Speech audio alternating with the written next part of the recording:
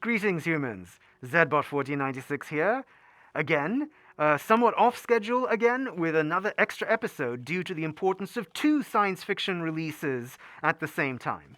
Snowpiercer on 4K disc and the finale of the new Star Wars show streaming on Disney Plus, Skeleton Crew. Yes. Now, in our first look at the first two episodes, we rated the show's prospects as cautiously optimistic.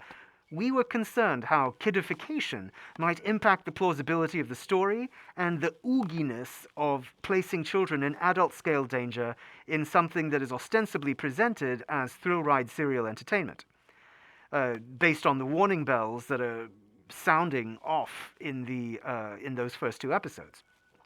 Now, per our usual logic flow, we set out three essential criteria for the show. Those were: 1. Avoid operating purely at a kid level while avoiding exposing kids to adult scale risk. B. Explore the deeper hidden secret about their home world. And 3.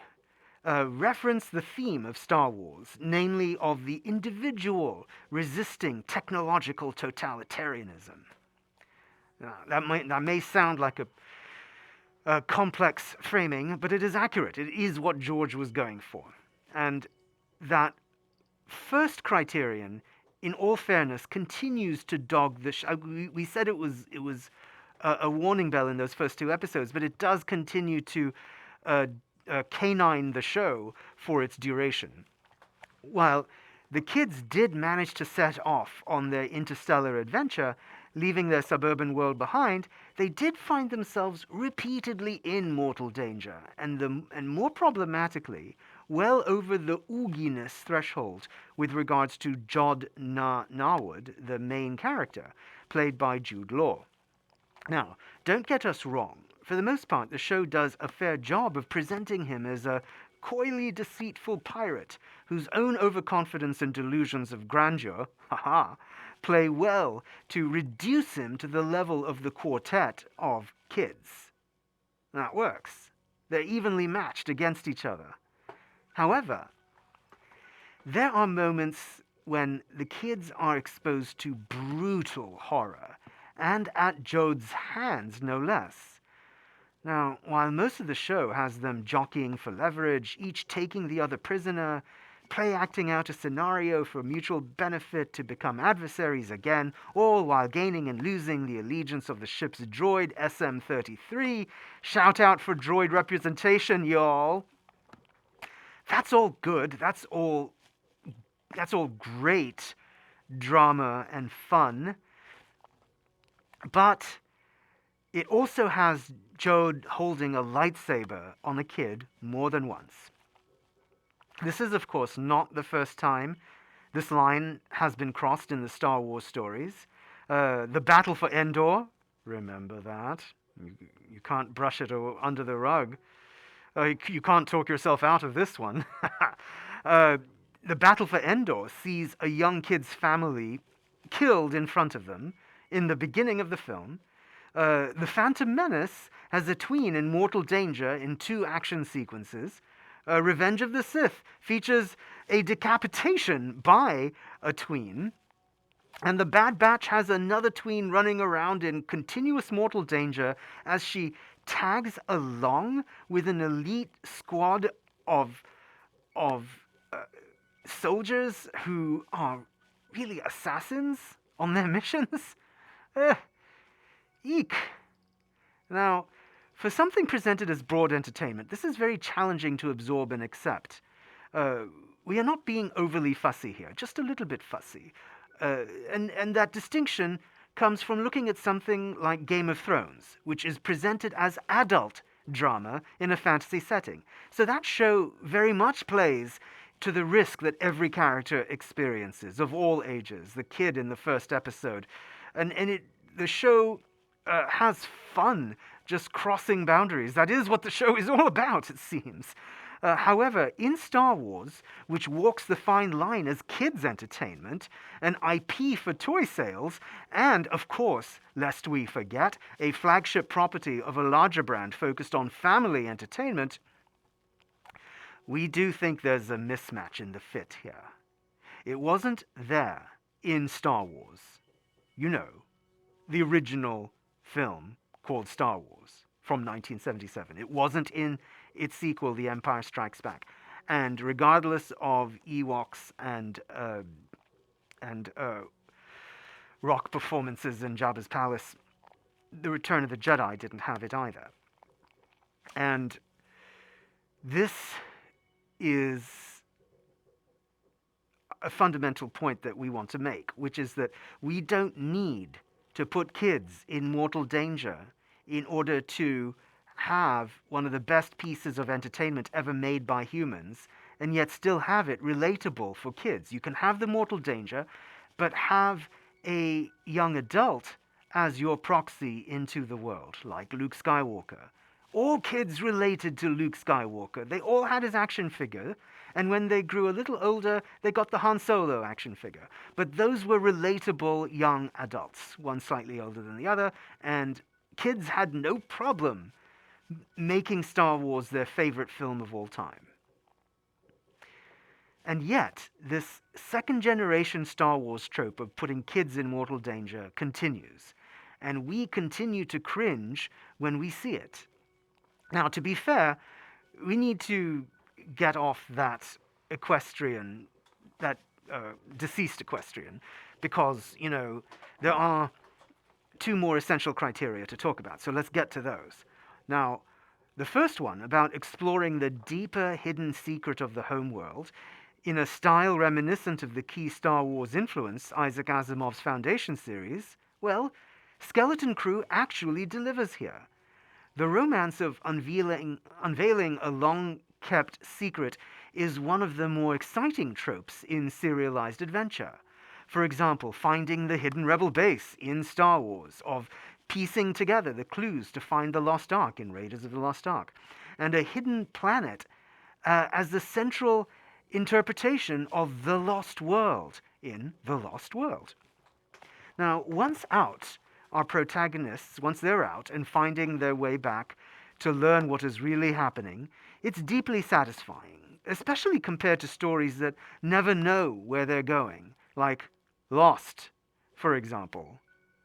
We sincerely hoped when we saw the pilot, while we were watching the pilot, that it was going to become a reboot of Land of the Lost, and some Sleestack was going to kind of pop out and be creepy. But when it came clear that they didn't know what they were doing, we stopped watching television. We filed the essential paperwork with Zoggplex and declared we are no longer watching broadcast television on Earth. Now, luckily, movies and the rise of streaming shows and the home video releases of those movies have kept us going on assignment here, but really, there may be something good on broadcast television, but ever since Lost, we have lost interest. But setting that aside for a moment, we do need to return to the Skeleton Crew. And let's talk about what the showrunners, Christopher Ford and John Watts, have actually delivered here, which is a wonderful homage to the Goonies. So that was the last time we saw kids uncovering a lost mystery that still worked out well. They weren't in kind of mortal danger. They were always in this kind of fanciful Princess Bride kind of milieu, if you will.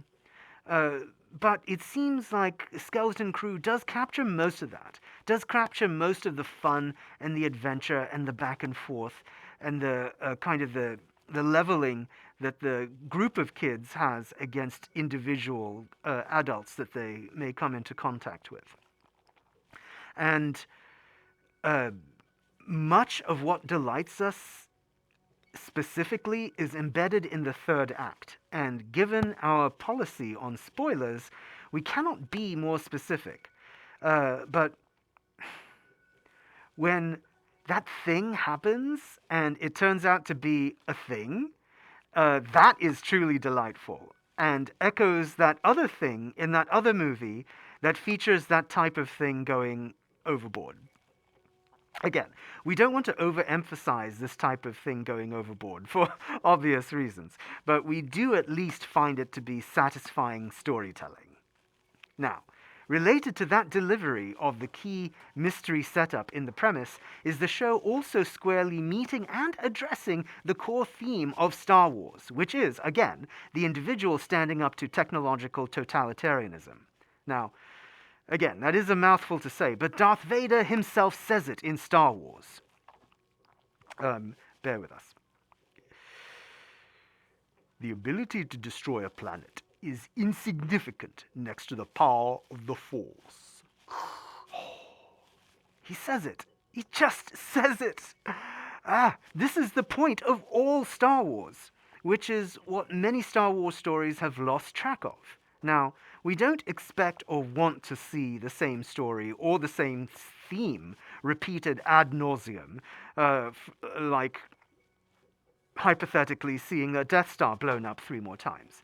But what we want is to see more variations on that theme, which we absolutely get here. And again, this deals with the final episode reveals, so again, we will step gingerly here to just say that we like the cut of the supervisor's jib. I mean, if only Fluffbot 1122 were here to say if we could say more. In their absence, let's see what Hal thinks. Sorry, Dave. I'm afraid I can't do that. Oh. I think you know what the problem is just as well as I do. This mission is too important for me to allow you to jeopardize it. All right. We are sorry to say, computer says no. Can't reveal the specifics. Well, what we feel maybe is perhaps more acceptable to share in the spirit of individualism that is shown by the kids themselves. They take the adventure they've been on and reject the indoctrination of their suburban lives, and they take charge of the situation, select meaningful stakeholders to recruit to their vision, and demonstrate trust and loyalty to each other to face the threats in front of them. There. That was non-specific and yet still accurate. Ta-da! Now, let us render our judgment for delivering on the mystery and actually showing a Star Wars story, even with some kiddification and oogieness. Star Wars The Skeleton Crew earns our high rating. And so concludes this human version of our review. If you have feedback on it, please write in your own comments so that we can upload the galactic version to Zoggplex. You can expect more discussions and reviews of theatrical movies, streaming shows, and 4K home video releases as we continue to engage with your human rectangular content. So please watch, and like, and subscribe, and comment so that we can continue to have the human voice reflected in the cosmos.